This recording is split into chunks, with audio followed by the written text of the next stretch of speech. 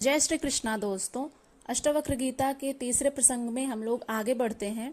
जैसा कि हम सभी जानते हैं कि जब एक अध्यापक अपने विद्यार्थियों को पढ़ाता है, उन्हें शिक्षित करता है, तो उनकी परीक्षाएं भी लेता है और उत्तीर्ण होने पर उन्हें प्रमाण पत्र भी प्रदान करता है।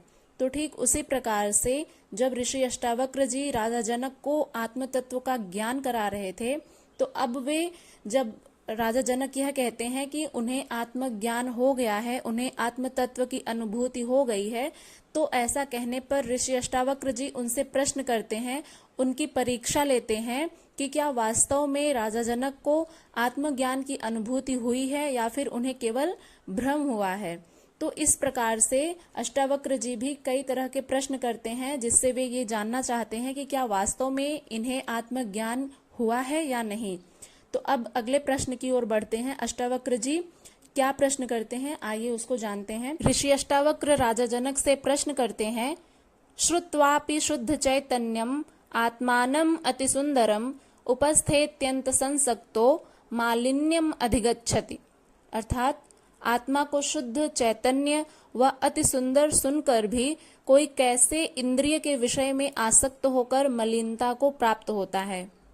अष्टावक्र जी यहाँ पर आश्चर्यचकित हैं कि जनक को सुनने मात्र से ही आत्मज्ञान कैसे हो गया। वे पूछते हैं कि जब तूने आत्मा को शुद्ध चैतन्य व अति सुंदर जान लिया, तो फिर कामासक्त होकर के इंद्रिय के भोगों में क्यों अत्यंत आसक्त होकर मलिनता को प्राप्त होता है। यदि अज्ञानियों की इसमें आसक्ति रहती है तो समझ में आता है कि उन्हें महान आनंद नहीं मिला है, इसलिए वे क्षुद्र आनंद में लिप्त हैं। किंतु ज्ञानी जन इस आत्मा रूपी महान आनंद को पाकर भी यदि क्षुद्र में आसक्ति रखता है, तो इसका अर्थ है कि उसे अभी आत्मानंद का अनुभव हुआ ही नहीं है। जनक के उत्तर पर ही अष्टावक्र जी निश्चित करेंगे कि इसे ज्ञान हुआ है या मात्र भ्रांति हुई है। तो जैसा कि हमने अभी शुरुआत में ही सुना कि जब एक अध्यापक अपने विद्यार्थियों को पढ़ाता है, उनकी परीक्षाएं भी लेता है तथा उत्तीर्ण होने पर ही उन्हें प्रमाण पत्र प्रदान करता है। तो यहाँ पर जब ऋषि अष्टावक्र जी आत्मज्ञान का उपदेश करा रहे थे राजा जनक को, तो जब राजा जनक यह कहते हैं कि उन्हें आत्मज्ञान की अनुभूति हो गई है, तो ऐसा कहने पर वे उनसे प्रश्न करते हैं और जानना चाहते हैं कि क्या वास्तव में जनक को आत्मज्ञान हुआ है या नहीं। अष्टावक्र जी इस बात पर आश्चर्यचकित हैं कि जनक को सुनने मात्र से ही कैसे आत्मज्ञान हो गया। वे पूछते हैं कि जब तुमने आत्मा को शुद्ध चैतन्य मान लिया है, उसे अत्यंत सुंदर मान लिया है, तो फिर इस संसार में काम और वासनाओं के प्रति तुम्हारी जो आसक्ति है, जो कामासक्त होकर के इंद्रिय के भोगों में क्यों अत्यंत आसक्ति को दिखाते हो, क्यों मलिनता को प्राप्त होते हो। जब किसी व्यक्ति को बहुत अच्छी चीज मिल जाती है तो फिर वो बुरी चीजों की तरफ नहीं देखता है, नहीं ध्यान देता है। तो यहाँ पर आत्मज्ञान यानी कि परमात्मा की प्राप्ति, परमात्मा की अनुभूति यानी कि स्वयं को जानना, जो स्वयं को जान लेता है तो ऐसा कहा जाता है कि वह परमात्मा को भी जान लेता है, क्योंकि परमात्मा का वास उसमें ही रहता है। तो स्वयं को जानना ही आत्मज्ञान कहलाता है। इसीलिए अष्टावक्र जी यहाँ पर कहते हैं कि जब तुम स्वयं को जान गए हो, उस परम तत्व की अनुभूति तुम्हें हो गई है, तो इस संसार में जो काम वासनाएं हैं, जो मलिनता है, जो भोगों के प्रति आसक्ति है, जिसके लिए मानव मन जो चंचल स्वभाव का होता है वह उधर ही खिंचा चला जाता है, तो ऐसा क्यों हो रहा है। उस परम तत्व को अनुभव करने के पश्चात भी तुम इस संसार की काम वासनाओं में उलझ करके, लिपट करके उनमें मलिनता को क्यों प्राप्त हो रहे हो। यदि एक बात यहाँ पर समझ में आती है कि यदि अज्ञानी जन हैं, जिन्हें आत्मज्ञान नहीं हुआ है, तो फिर वे यदि इस संसार की भोग और वासनाओं में लिपटे हुए हैं, तो यह बात समझ में आती है कि उन्हें ज्ञान ही नहीं है, इसलिए वे संसार की इन भौतिक वस्तुओं में आसक्त हैं। लेकिन यदि ज्ञानी व्यक्ति ऐसा करता है तो आश्चर्य की बात होती है कि जब उसे परम तत्व की अनुभूति हो गई है, तो फिर वो क्यों इस संसार की जो काम वासनाएं हैं उनमें लिप्त है और स्वयं को मलिन बना रहा है। जब ज्ञानी व्यक्ति इस आत्मा रूपी महान आनंद को पाकर भी यदि क्षुद्र में आसक्ति रखता है, तो इसका अर्थ यह है कि उसे अभी आत्मानंद का अनुभव हुआ ही नहीं है। यहाँ पर जनक के उत्तर पर ही अष्टावक्र जी यह निश्चित करेंगे कि क्या वास्तव में उन्हें ज्ञान हुआ है या नहीं हुआ है।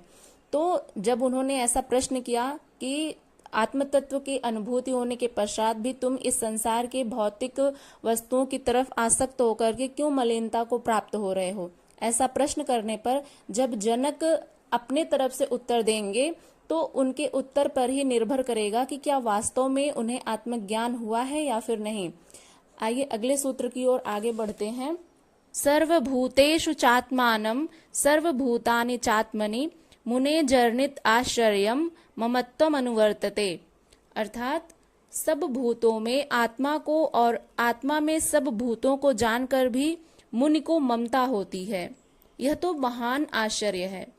कहने का भाव यह है कि जब ऋषि मुनि और संत महात्मा तपस्वी जन जो तत्वविद हैं, जो तत्व ज्ञान को जानने वाले हैं, जो स्वयं को जान गए हैं, जिन्हें आत्मज्ञान की अनुभूति हो गई है, ऐसे संत महात्मा मुनिजन को यदि ममता होती है, आत्म तत्व को जानने के बाद भी यदि उनके मन में ममता है, मोह है इस संसार के प्रति, तो ये तो महान आश्चर्य है। जब उन्होंने यह जान लिया कि सब भूतों में यानी समस्त प्राणियों में आत्मा है और आत्मा में ही समस्त प्राणी हैं, तो ऐसा जानकर भी यदि मुनि को ममता होती है तो ये महान आश्चर्य है।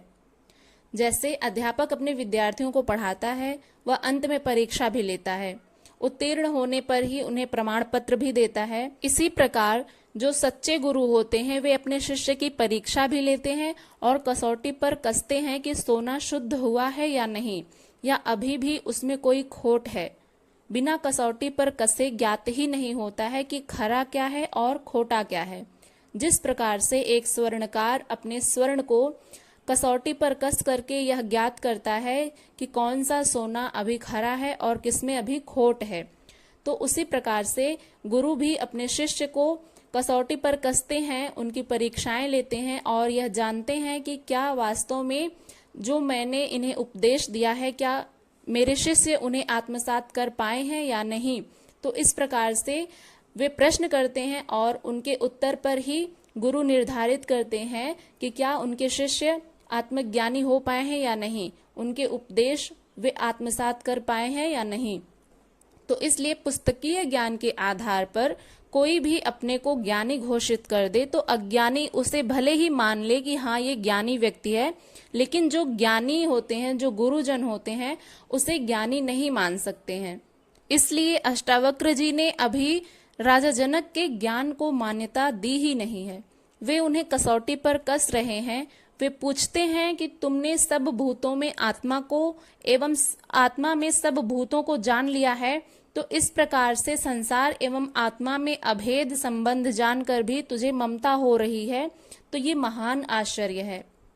जब उस परम तत्व की अनुभूति हो जाती है, उस परम तत्व परमात्मा के ज्ञान का अनुभव हो जाता है, जब व्यक्ति को आत्मज्ञान का अनुभव हो जाता है, वह स्वयं को जान लेता है, तो फिर भी उसे यदि संसार में ये जो विषय वासनाएं डोल रही हैं मनुष्य को अपने जाल में खींचने के लिए, तो यदि फिर भी व्यक्ति परम तत्व को जानकर भी उसमें मोहित हो रहा है, उसके प्रति उसकी ममता बढ़ रही है, तो ये तो महान आश्चर्य है। दोस्तों, ये रही आज की वीडियो। आपको यदि ये वीडियो पसंद आई हो तो इसे लाइक करिएगा, शेयर करिएगा और चैनल पर यदि पहली बार विजिट कर रहे हैं तो इसे सब्सक्राइब करके बेल आइकन को प्रेस कर लीजिएगा, ताकि आने वाली हर वीडियो की नोटिफिकेशन सबसे पहले आप तक पहुंचे।